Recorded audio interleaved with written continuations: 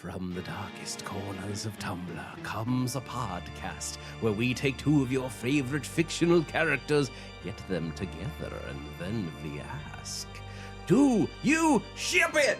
Hey guys, welcome back to a very spooky Halloween week episode of Ships in the Night. Zach, you just went through like 3 different voices in that intro. It started as like general spookiness. It went into a little bit of Dracula. I think I might have heard some Mario in there at some point. Hey everybody, I'm Greg Ghoulness. And I'm Zach Split Personalities, but that's really the scariest thing is mental illness, Wilson.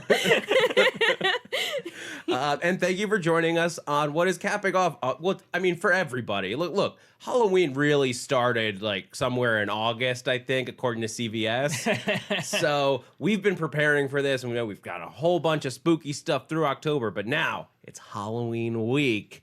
And it's time to get real spoopy up in here. And I want to welcome, because once we're doing horror, we had to invite our horror friends back. Megan Salinas. Hey, everybody. Horror Yay. aficionado. Megan Salinas is in the house. Thank you so much for having me. It's always fun talking shipping and monsters and all that other fun stuff. It's Hey, monsters need love too. Monsters need to mash each other too. But that was good. If The Shape of Water is to be believed, not only do they need love, but if you make a movie about it, you'll win an Oscar. That's an excellent point. Like, they were just like, what if Swamp Thing, but horny? And then the Academy's like, yes, very good. It's like, what if we made the creature from the Black Lagoon, but then they boned, and everyone went, yes. That really is the separation there. It's like from a B movie to an Oscar winner, it's just, do they fuck? And I think if that's the case, this podcast may well be on its way to an Academy Award. Yeah, baby, we're going to EGOT this thing. So what we're about to do today is basically pitch our upcoming Oscar winners, right? Mm-hmm. Yeah. Oh, yeah. And now I think we have to approach them with that in mind.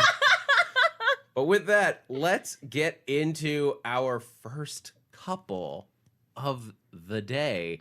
And this one came to us from a former guest on the show and a super fan, Harrison Pettit. #1 super fan. Actually, we have some other super fans that'll get mad if we say that, but he's a very good super fan. Harrison wants us to investigate Chucky, the classic toy horror creature from Child's Play, shipped with Tickle Me Elmo. So we've got Chucky and Tickle Me Elmo, and we're going to just fanfic the hell out of this one. We're going to find the love story between these two characters. What is your immediate response when you heard this?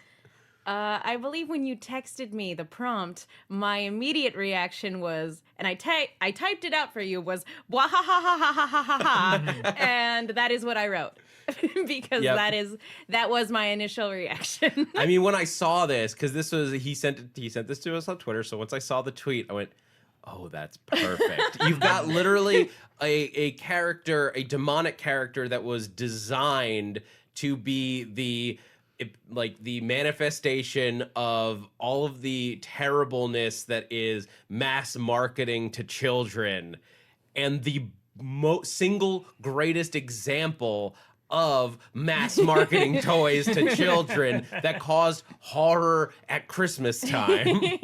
Real life horror. Yeah, this is definitely the spookiest pairing that we could have possibly come up with here. Because it's like partially real world. Yeah, I mean, like, look, there's definitely some real existential horror going on with Tickle Me Elmo. Like, if anything, Tickle Me Elmo is, to me, creepier than Chucky. Because Chucky, we've phrased it as, like, the world has said, look, this is a horror character. This is something that you should be afraid of. Tickle Me Elmo is made infinitely creepier by the fact that it's like, no, this is a wholesome children's toy. Listen to him laugh and dance. Well, you've tapped into a key thing about horror. Horror icons, when they've been around for a while too, tend to soften up around the edges. As, you know, Child's Play started off as mostly scary, but it was also pretty campy. And as the franchise progressed, it got campier and campier and campier to the point where it bordered on self-parody. And so it's funny because as Chucky became funnier and less scary, you compare it to something that's meant to delight and meant to entertain and is in fact quite unsettling, kind of like a clown. You know, that's the scary thing about a lot of clowns, is that it's like, this is a thing that's meant to make you smile, and yet there's something about it that's inherently unsettling. Right. Well, all right. We gotta find the fanfic story in here. Already found. Well, I think if you have a pitch for the meet cute, Megan, please kick us off. I don't know. How familiar are you both with the Child's Play franchise? A bit. I mean, we were talking about the serial killer, Charles Lee Ray, possessing a toy. So Megan, just hit us with it. What are you thinking? Okay, so as we all know from Seed of Chucky, Chucky is a family man these days. Oh no, I know exactly where you're going. Please continue. So Chucky, he and Tiffany are on the outs at the moment. You know, they get together, they enjoy their time together, and then they get into a big fight, and it turns into a thing, and one ends up trying to kill the other. Like, it turns into a big thing every time they're on and off again. They happen to be on the outs right now. However, even though they're on the outs right now, they are actually quite responsible when it comes to their children, Glenn and Glenda. So even though they're separated right now, you know, for the sake of the kids, they're trying to at least be civil with one another. So Chucky is there every other weekend, and, picking them up on special occasions, splitting the holidays as good parents do. Exactly. They want to be good parents. They make an effort to be good parents. And because Tiffany happens to be inhabiting the body of Jennifer Tilly, she has Hollywood connections. So it happens to be Chucky's weekend with the kids. And they decide that they want to do something special. Why? They want to go to the set of their favorite television show, Sesame Street, which we all know is now owned by HBO, and so has a much bigger budget that it's working with. So Chucky takes his kids to go to the set for a set visit one day to see how it's all made. But instead of regular hand puppets, as we are used to, because of the HBO increased budget, all of the hand puppets have been replaced with advanced animatronics. The ghost of Jim Henson is just weeping in the corner. And each of these animatronics has advanced AI, much like we see in the most recent Child's Play film, which was a reboot starring Mark Hamill.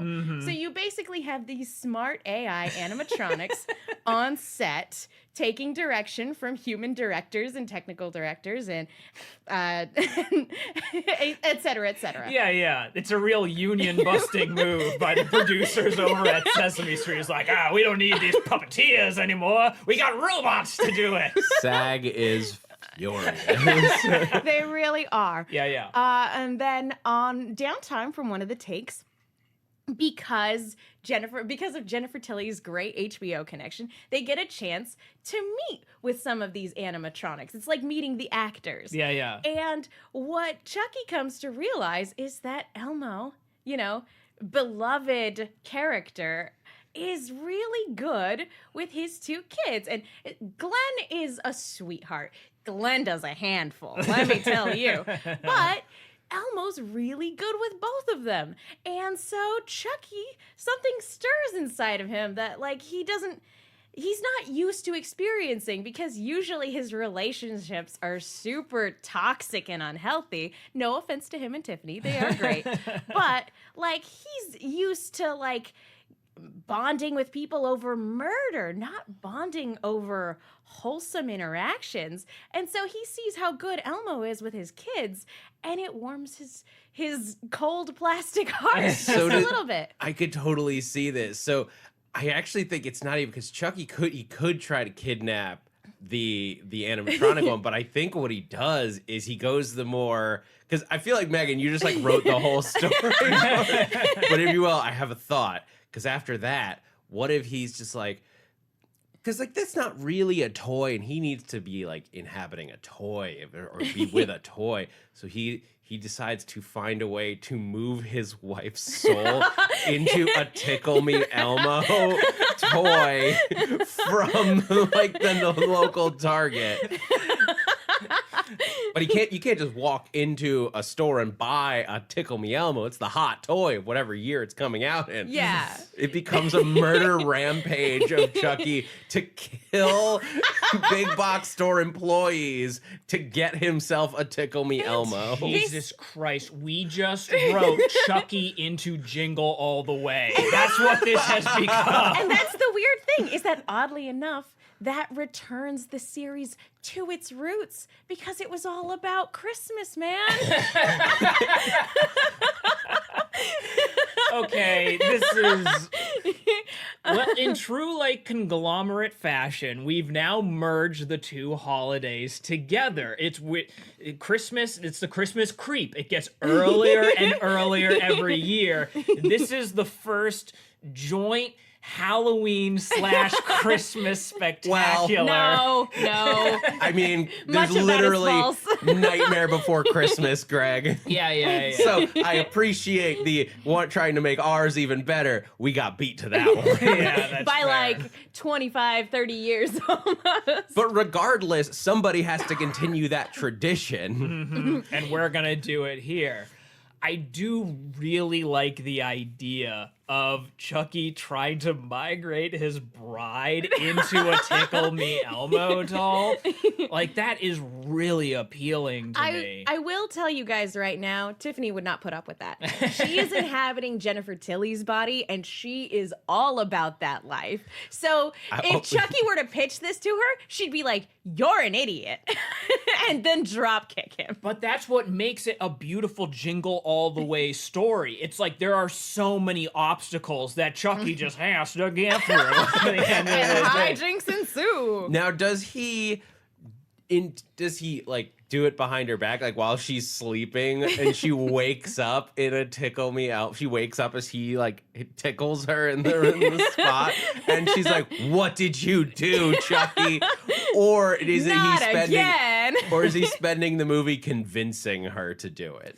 I think that it's a multi-layered problem, right? Just like you said, Zach, he has to go to all of these different like big box stores and murder all of these employees. He's going and finding the like YouTuber. You know this is a kill in the new movie. He goes to a YouTube like unboxer who has managed to pick up the new Tickle Me Elmo. It's like, oh, well, let's see what we got in here. Chucky just pops out like, surprise! The murder good guy pops out. Yeah, yes. exactly. So here's how it becomes a Christmas movie on top of this, because he finally, once he does get the toy, he's not going to force her into it. Chucky is a man who, yes, he'll murder anyone who gets in his way, but he believes in consent. He and respects women, damn it. Yes, exactly. Let's qualify that. He respects his wife. Yes. But because it's the I'm Christmas... a murderer, not a monster. You know, Hashtag believe women. it actually is funny that you say that, because there is a joke along those lines in Cult of Chucky. Okay. Not even gonna lie. Oh, God. Perfect. But that's the thing. It's a Christmas season, and Chucky just wishes so hard that he wants his wife to be in a Tickle Me Elmo that one day she just wakes up as Tickle Me Elmo. he didn't do it on purpose. She thinks that he did, of course, but Chucky's like, no, I wished it, and then a miracle came true. It's a Christmas miracle, and not that he's reciting voodoo incantations in his sleep. It turns out that was it. He was having a wet dream about his wife as Elmo, and so he just accidentally said the voodoo incantation that is in every single one of those movies in his sleep because he knows it by heart at this point, and that's how her soul was transferred from Jennifer Tilly's body to the Tickle Me Elmo. I love this. Okay, so I think that's the midpoint of this movie, right? Is that Jennifer Tilly finally gets into this Tickle Me Elmo doll, and she's pissed initially, right? She's like, "What did you do to me? I don't understand." But it all sounds like Elmo at this point. I used to be hot. Yeah. I have no genitalia now, you dick. Well, I've always had that question when it comes to the Chucky dolls and stuff. According to Bride of Chucky, he is anatomically correct. Is she anatomically correct when he transfers her? I don't know how it would work to the Elmo, but that's the one thing that transfers over from the old body. In Bride of Chucky, when he kills Tiffany and then puts her soul into the doll, yes. At one point in the movie, he proposes and she cries. And then she goes, I'm crying like real tears. I wonder if all the other plumbing works. And then they bone. That is a real thing that happened in a real movie. So I think we can assume, based on the evidence presented, that yes, Elmo got genitalia. In this scenario, magically, he, yes, does have genitalia. In this one particular scenario, Elmo fucks. In this one particular, very specific scenario.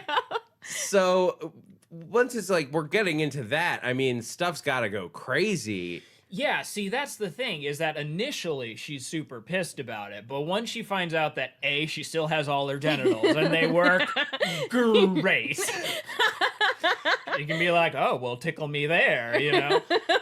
But... Oh my God. This presents even more opportunities for them to kill, because Tickle Me Elmo is still the hottest toy around. So now, in addition to Chucky having gone through and killing all of those people to get it, essentially, like, you could just leave a Tickle Me Elmo on the side of the road, and people are going to be like, oh my God, I need it so bad. I'm going to bring it into my home with all of these unguarded knives everywhere. And so this is like a dual wet dream for Chucky, because not only does he have his bride inside of a highly fuckable Tickle Me Elmo doll, that is a sentence that has been said for the first time in the English language.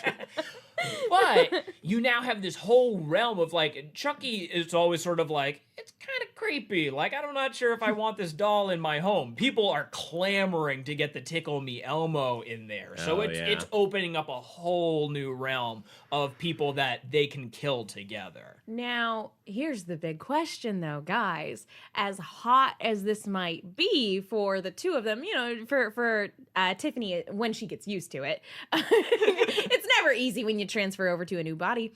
The big question is, how does this affect the kids? I feel like the kids have to be super into it, right? Like, our mommy's an Elmo. Like, that's like a dream come true for a lot of toddlers.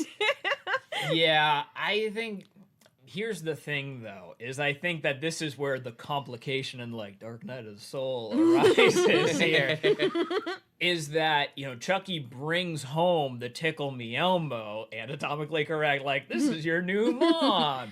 And they have to break it to their dad, like, listen, Dad, we're getting a little old for Sesame Street. Like, oh, no. We were super excited that you brought us to the set and everything. It was really cool, but, like, I don't know, we're kind of into Power Rangers now. That was last week. Yeah, exactly. We're all about Yu-Gi-Oh! Now. And Chucky's like, year God is it?" damn it!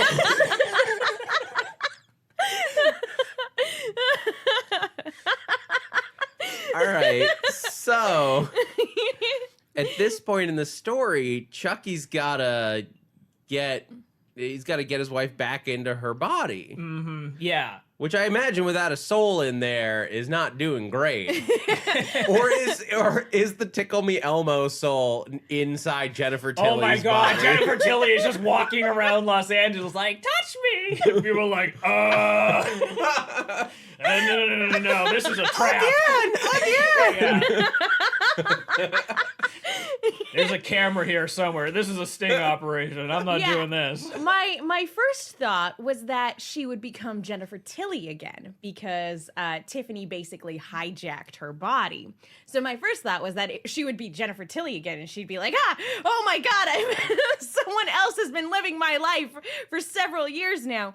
But you bring up a great point. Would the AI consciousness that I initially brought up, would that like overwrite Jennifer Tilly's personality? Or yes, if this was a store-bought Tickle Me Elmo. It's 100% the store-bought one.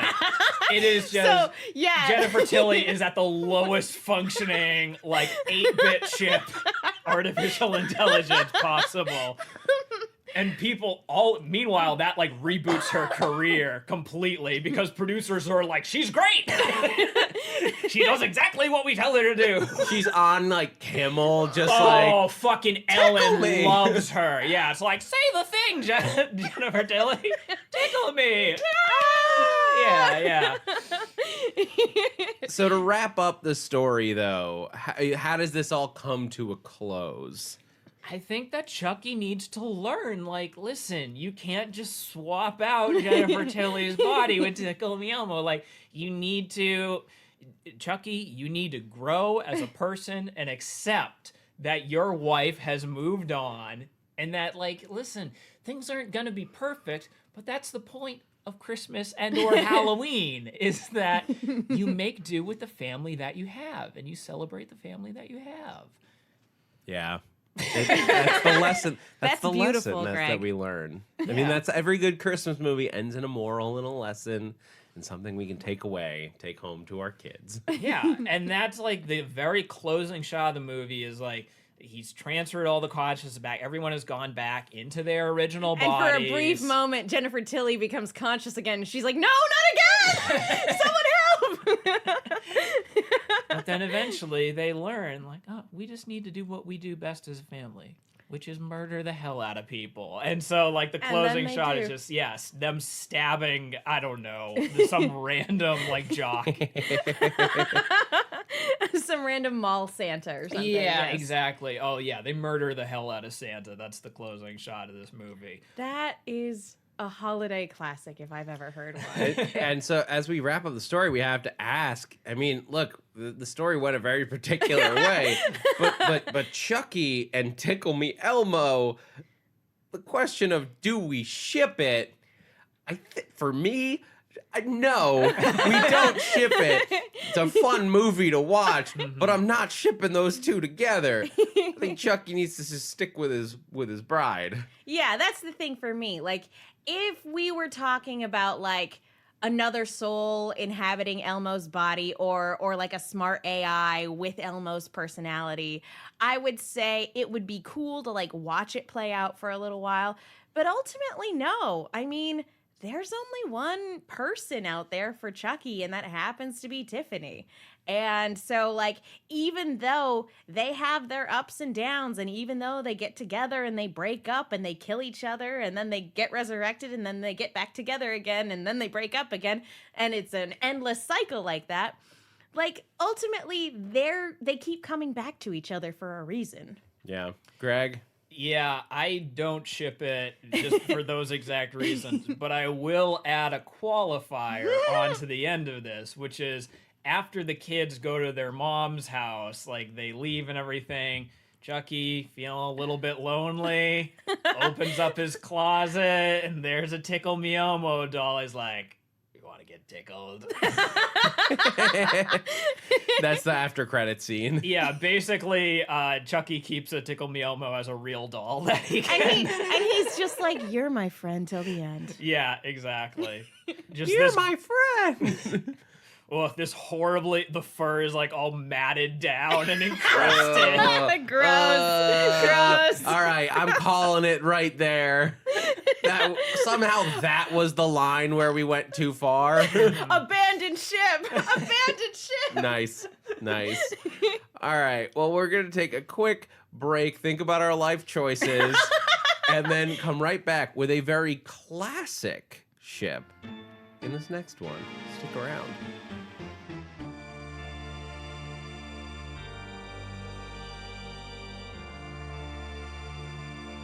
And we're back. And this one, don't judge me, Greg. It's at least you stayed consistent on that That is one. an appropriate accent for yeah, this yeah. ship, which was given to us by @ProjectHachi on Twitter. And this one, Frankenstein's Monster and Dracula. That's right. It's the most classic horror movie matchup. It's a ship that has been waiting like 90 years to happen. I do have to correct you there, Zach. It's actually Dracula was the name of the Dracula, and it's technically Dracula's Dracula is what we're talking about. It's not at all accurate. But we are specifically talking about the monster in Frankenstein and Dracula, and we're gonna go with the most classic versions of these characters, just the basic ones that we all know and theoretically love. What do you guys think? First reactions. My first reaction was, I adore this. There's just something really charming about the classic Universal horror movie monsters. Just, they're not so much scary anymore, but they are very much ingrained in our pop culture. And so, when you think of the Universal horror movie monsters, you do think Frankenstein and Dracula and the Invisible Man and the Wolfman. And, there's just something really nice about thinking about classic Hollywood. There's a little bit of nostalgia there. And if it wasn't for Universal and the way they unified their monsters way back in the day, one could argue that we might not have an MCU these days. So it was influential filmmaking on top of just being great adaptations of these very important literary works. Weirdly wholesome. I will agree with you on that point. There is a little bit of a sticking point for me in that Frankenstein, does he have blood? That's not important. I think for Dracula it may be. It's something that we need to explore. Zach. Well, I think that might be built into their meet cute, because maybe Dracula's out he's looking for a good meal. He sees this big hulking guy. Oh yeah. And he's like, that's a snack. That's a guy I could sink my teeth into. he's thinking this is going to be a wonderful meal. He's going to be able that's like a buffet. That's just you gorge yourself on someone that's of that size. I flew around a lot today. I deserve it. Nice. I'm going to be bad. Nice. But so he goes to take a bite, and there has to be some kind of fluid keeping his body it's like coolant going. But if it is blood, so I think it is. There is blood, but it's definitely not good blood. No. It has got it's got just there's probably some embalming fluid mixed in. It burns like acid. Yeah, as soon as it hits his mouth, it's just it's like if you bit into rotten fish. This is the equivalent of going to Carl's Jr. and you accidentally order an Impossible Burger, where it's there's something not right here. It's okay, but I don't. You're it's edible, Yeah. but I would say it's almost. It's even more extreme. It's like you went you order a burger, but you got like a fillet of fish. Yeah. Like, whoa, what? I was not expecting this. I will give you a perfect example. One time I went to a restaurant thinking I had ordered grilled fish, when in fact they had given me seared fish instead. Those are two very different things, two very different textures. Yeah. And so I bite down, it's cooked on the outside, not cooked on the inside, and I went, "Oh God, I hate this." So either way, Dracula jumps back, and they think the monster wakes up at this point. And there's just like this weird moment of like, what are you from both of them? But what happens from there? Well, I think it's interesting because in a lot of... Have you guys like seen like a lot of Monster Mash scenarios? Because these characters are all public domain, and they were made famous by Universal, obviously.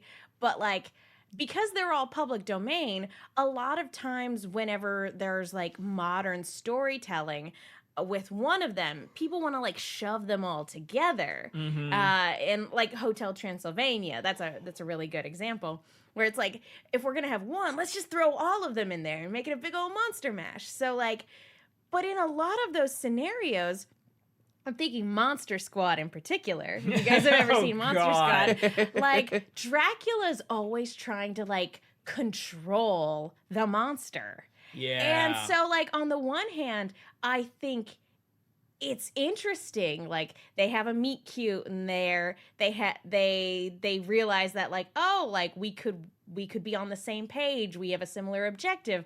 But I also feel like because Dracula just like needs to be in charge, he'd be really manipulative and really controlling. Yeah, he's giving him that weird like eyebrow raise, like, I'm controlling your mind now. And Frankenstein's just like, no, me independent thinker. Me my own woman. Like he's snapping his fingers side to side. I could totally see that, where it becomes, that is what is most appealing to Dracula, is that it is a sort of like a come hither, hard to get scenario. Because Dracula, he's used to just like staring at people and they're like, oh yeah, I'm into this, like let's do this. So he tries that out on Frankenstein and it doesn't work. That's gonna make him want it more. Yeah.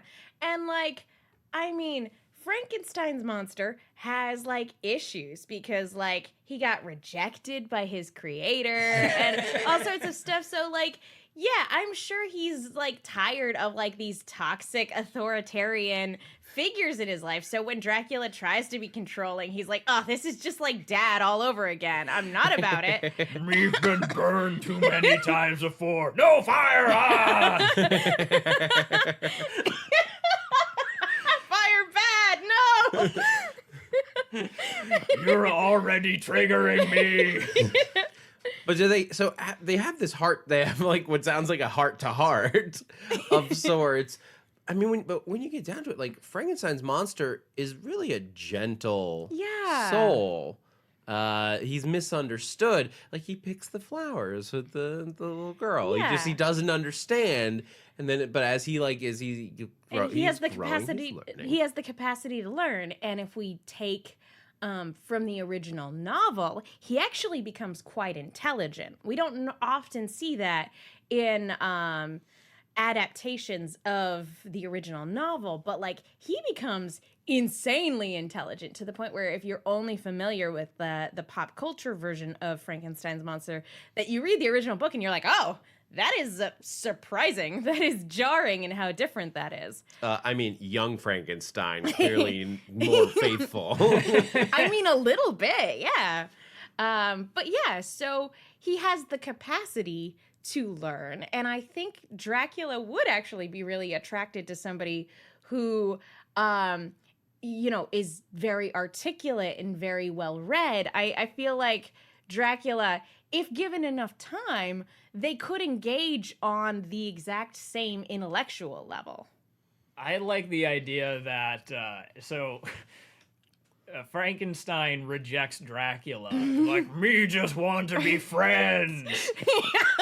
It's not you, it's me. Yeah. That's a lie. It's a little bit you. But Dracula like, blah, well, listen, maybe we can still hang out. Like, I'm going to start a book club. Do you want to come by and maybe discuss? Abbott and Costello are throwing a party.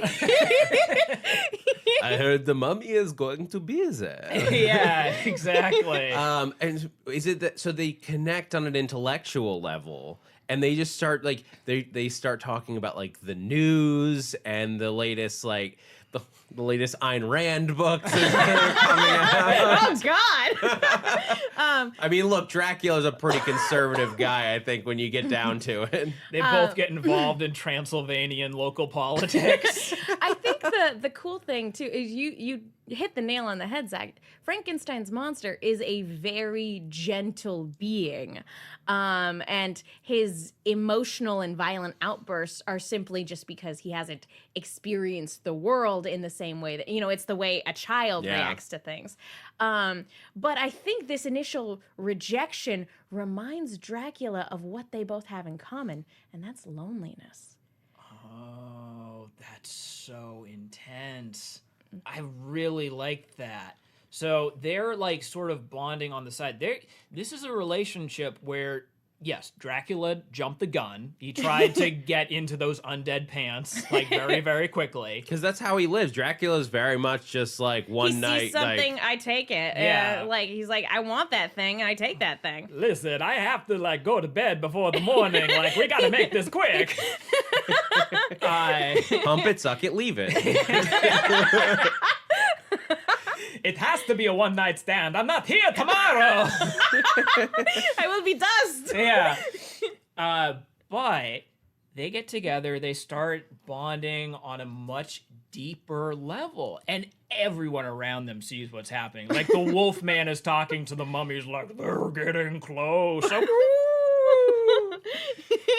And so I think finally, after like months and months of doing book club and running for local government and maybe exploring the poetry of T.S. Eliot together, I think that one night, Dracula has stoked up a fire. Frankenstein's like, no, man!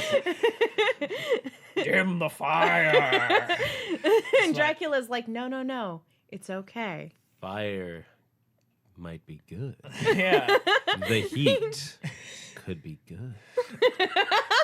There is fire in my loins. And in his heart. Yeah, exactly. It's like one of those classic, like the hands touch, like, no, feel the heat, but let me hold your hand as we go near the fire, and then some romantic, the violin. There's no. the violin. The violin. They both love the violin. Oh, that's it. It's the music of the night. They take violin lessons together. It's like, come over to my place and practice. You're pretty good stroking that bow, Frankenstein. I do have like this funny image in my brain of Frankenstein's monster perpetually breaking violins as he tries. He doesn't know his own strength. It's like, we're going to go through a lot of violins. It's a great comedy montage in the middle. So, I mean, I think that kicks off a pretty good relationship between these two, where they're helping each other grow and learn. Frankenstein's monster helps get Dracula out of the castle every now and again for like some lumbering walks. Yeah. Moonlit strolls. Oh, that's so romantic. Yeah, I think this could turn into like a weirdly it's a very romantic coupling. Yeah, I don't really even see this. I don't see the downside on this. I'm going to be honest with you. I see this working out long term. These are two people that are in a unique position to understand each other and each other's challenges. Mm-hmm. It's like when someone who's gluten intolerant gets with someone who's lactose intolerant, right? It's like, listen, this is going to be a pain, but like, you do my thing, I'll do your thing. I understand it. They start taking up like causes. Like, I think they actually start to get some international like recognition once they come out against the term monsters. Oh yeah. We're differently alive. How would you like it if people call you monster? Aw. Yeah, All exactly. your life. That they call you that, and then that is what you become. This is the More You Know campaign. It's like, hi, I'm Frankenstein's monster. You may know me from such hits as the Universal Theme Park ride. But now he's just like he's going by Frankenstein because like Yeah. he's like that was my dad's name. Yeah, like, I'm of taking course, it. I'm taking my dad's name. I am self-actualized and comfortable with who I am. It reverses the conversation. Like, no, that's not Frankenstein. It's Frankenstein's monster. Well, actually, Yes! He was my dad, so I am Frankenstein. Frankenstein gets a fedora and some very thick rimmed glasses. Actually, he's got. Oh my God, he's got a fedora. He's got he's got a flannel. He's got like what's the classic like professor jacket with the arm tweed, patches? the tweed. He's got a Frankenstein's monster. I'm sorry, just Frankenstein has a tweed jacket with arm patches. Lose the fedora, and I actually think he could rock that look. oh for sure, yeah. Thick glasses, tweed jacket, some little like corduroy hipstery. slacks. But like again, if they're like constantly bonding over books and stuff like that, maybe as, you know, the world progresses because of the hard work that they're doing, maybe Frankenstein could get like a professorship somewhere and like teach literature to people. Oh my God, they open up a late night bookstore and coffee shop in Greenwich Village. I'm there. Oh my God. Frankenstein or Dracula keeps the cape, obviously, because like that's his shtick. Capes But are also back in fashion these days. yeah, but he gets like I think maybe like a real deep V-neck T-shirt and some skinny jeans to go along with it. Like he's looking very trendy. Oh my God. Do you ship it? Megan? Yes, I absolutely do. I'm rooting for these crazy kids. Yeah, Greg? Yeah, fucking New York hipsters through and through. It's not like a power couple like we've talked about in the past, but it's two puzzle pieces finally coming together and forming something greater than the sum of the two parts. Yeah, I ship this 100%. It's just like, it's so weirdly, it's just like it becomes this like classic New York romance of just like two people. Yeah, they don't even like being in the spotlight. Maybe occasionally, like the. I mean, you have to go out on occasion if you're like, if there's a charity event that, you know, Yeah, they need to champion. They get write-ups in the New Yorker every now and again, but otherwise they just like keeping to themselves. It's very classic Dracula and the monsters as they do. I love this like super sweet relationship story that is developed and like flourished over the course of like however long they're together. Like I love that. And then in the background, like Dracula's still murdering people to sustain. Well, he's helping gentrify New York, you know? Whenever there's like a low income tenant that doesn't want to move so that a Chinese billionaire can get an apartment. Whoa! There's a whole aspect of this we didn't talk about. But we also don't have time to get into that particular story. That's Dear Lord. Well, that's like there's an investigation at one point by a local BuzzFeed writer, I guess. Yeah. Into some disappearances. But You reframe Van Helsing as like a BuzzFeed oh my YouTuber. God, Van. Jesus. Clearly, we need to have a discussion after this podcast Yeah. is over. We need to hash some stuff out. Van Helsing is a democratic socialist in favor of rent control.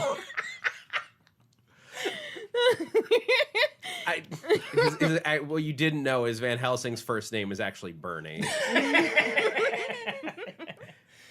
Anyway, or is it Van Warren? Ooh. While you stew on that, we're going to take a quick break and come back with our Matchmaker segment, which is definitely going to be on the theme with all of this horror. Stick around.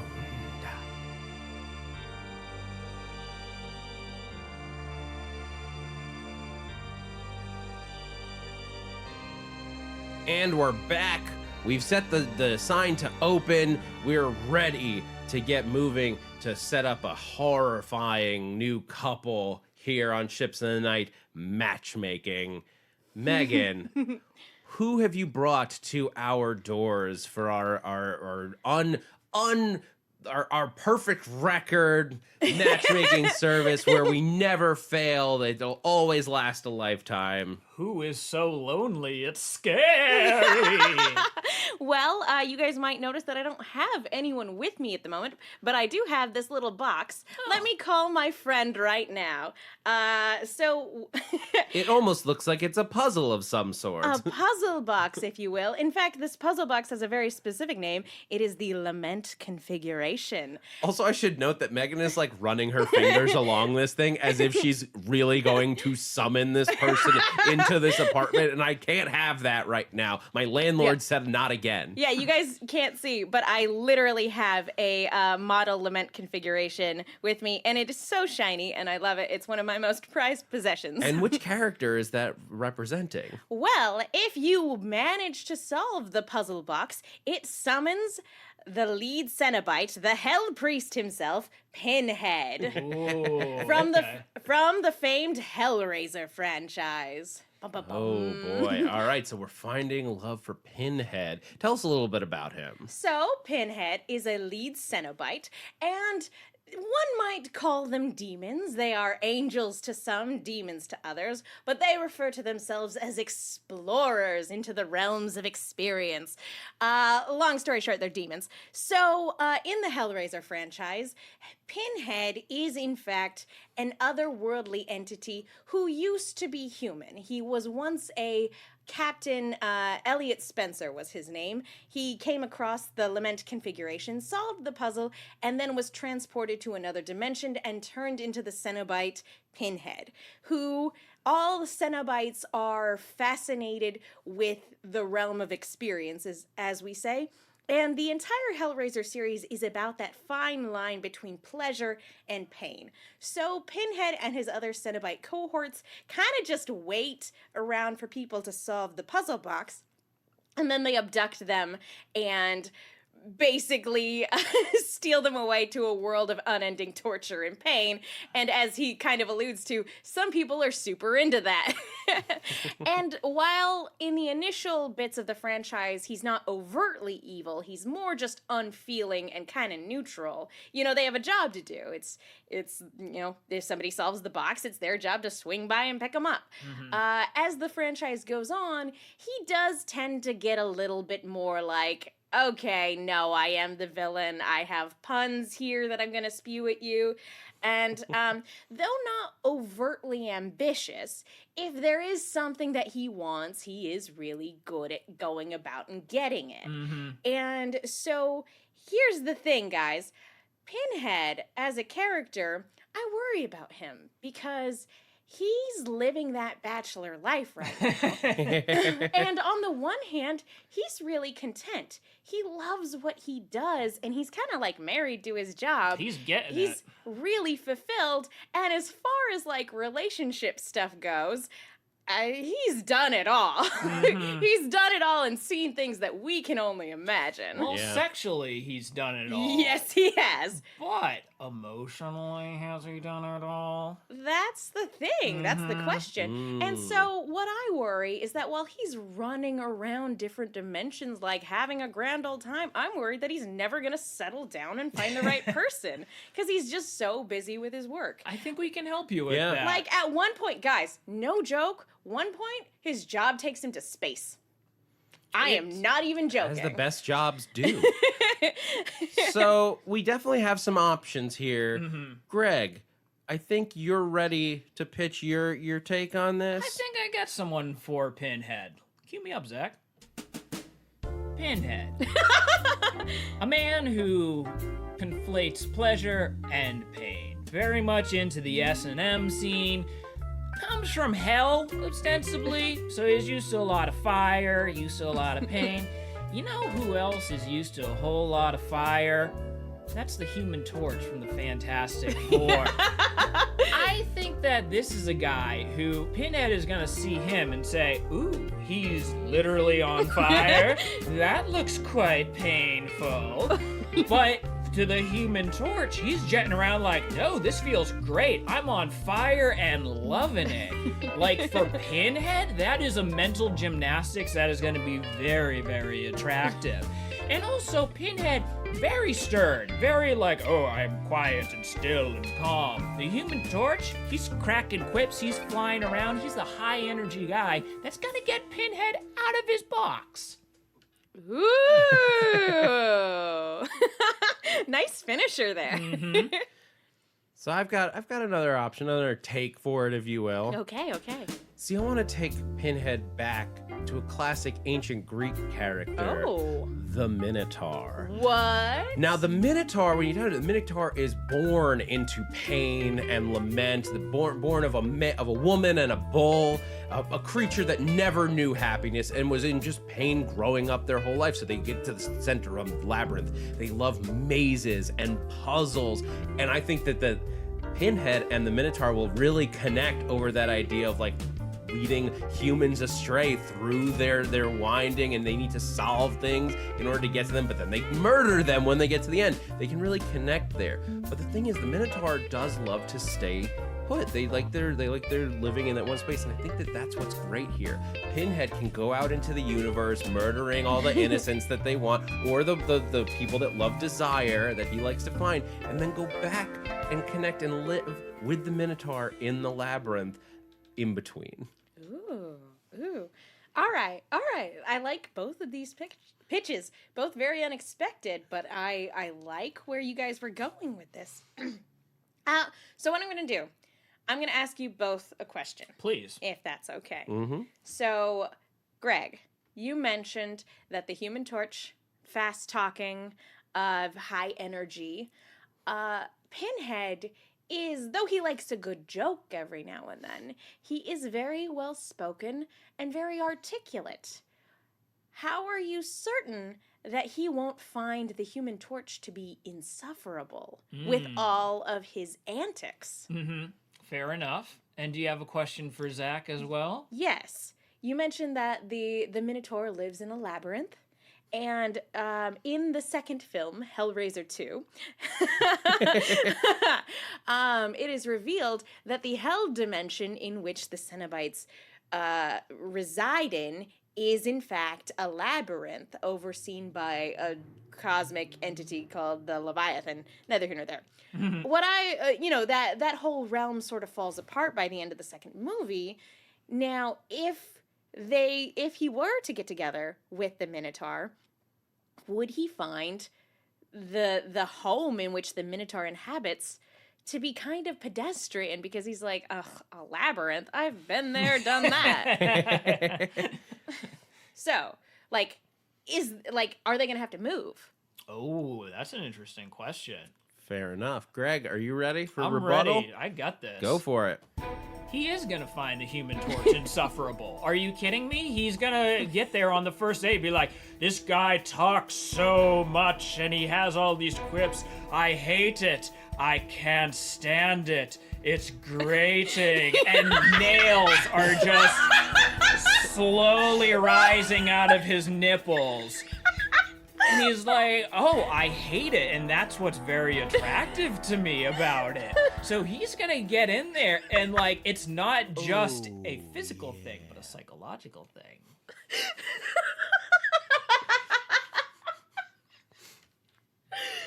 Oh boy.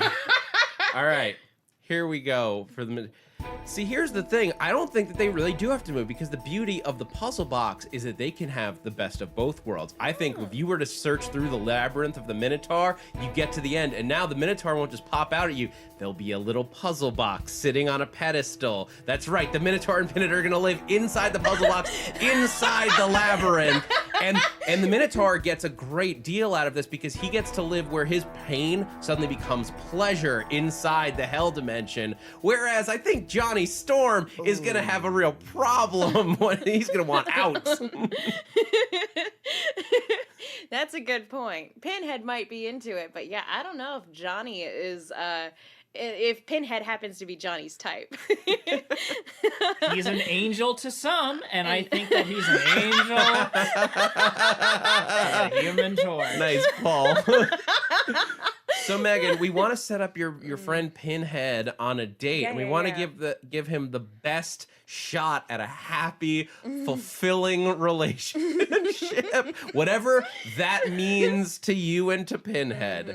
So who do you want to set your friend up with? Jeez. This is tough. This is tough. You're absolutely right. I think he would totally be into hanging out with somebody who's perpetually on fire. You're right. Johnny's personality would really grate on him, and he'd kind of be into that. Like, but like, out of this scenario, I don't think Johnny's as into it. Like, I think Johnny wants somebody who can like match his high energy, and that's just not Pinhead's speed. No. Like, he can barely move in that priest getup. It's a very like, he's got amazing posture, but he can like barely move, and Johnny's like bouncing all around the room. I can definitely see like a crazy night or two. I don't see that working out long term. The Minotaur, on the other hand, like, you weren't winning me over necessarily because, again, the labyrinth was kind of a pedestrian. Like, it's something that, like, I don't think Pinhead would be as attracted to because he was there for centuries or whatever. But, like, you brought it back around with, like, the fact that he was born into pain and the fact that maybe together, like, they could kind of transcend that. I'm gonna go with the Minotaur. That's fair. I'm gonna go with the Minotaur. There is now a dangerous series of puzzles that you have to get through to access the hell dimension. Which, let's be honest, is probably the best for everyone involved. I don't know why people keep coming after this box and going, you know what sounds great? Hooks in my face. Let me go ahead and solve this doodad. Like, this needs to be kept like under, like in that Area 51 like warehouse where they keep the Ark of the Covenant. This needs to be kept away from anybody who can touch it, who could solve it even by accident. Just buried underneath a flurry of butt plugs is the pleasure cube, which is what I'm calling it now. The pleasure cube. So hiding it away in the labyrinth and then allowing the Minotaur to reside within the box with Pinhead, it actually kind of sounds like a happily ever after in a way. I kind of picture like every now and again the Minotaur just like impales Pinhead, and it's just like, oh yeah. Sweet suffering. Yeah. Oh, Jesus. All right, I'm scared now, which is appropriate. There's only a few days till Halloween. Megan, thank you so much for joining us. Thank you guys for having me, and thank you so much for finding somebody for my friend Pinhead. I really appreciate it, guys. Thank you for bringing your horror expertise to the panel. If people want to keep up with you and maybe be spooked by you, where can they go? You guys can follow me on Twitter and Instagram at The Menguin. That's TheMenguin. I have a YouTube channel called Silver Screams, and I also have a Lost retrospective podcast called No Love Lost, where my co-host Will Link loves Lost, and I don't, and we talk about it. And I also do a series of podcasts on Rooster Team Radio, if you guys are interested in hearing my thoughts on Rooster Teeth produced shows. So Ruby is coming back soon. I think it comes out next week, so that's exciting. Like November 2nd, I believe is the day it gets released, so I'm really excited about that. Awesome. All right, Greg? You can find me on the tweets at Greg Goodness. You can also find me performing occasionally at the Pack Theater in beautiful, spooky Hollywood, California. Nice. And I'm Zach Wilson. You can find me on Twitter and Instagram at @ThatZachWilson. Be sure to keep up with the podcast itself. Leave us a rating. Leave us a review. It really does help us out. You can find us on social media at ShippingPod. Until next time, this has been Ships in the Night. Floating off. That's not spooky at all. We all float here. Okay, Yeah. better. There we go. Anyway, bye.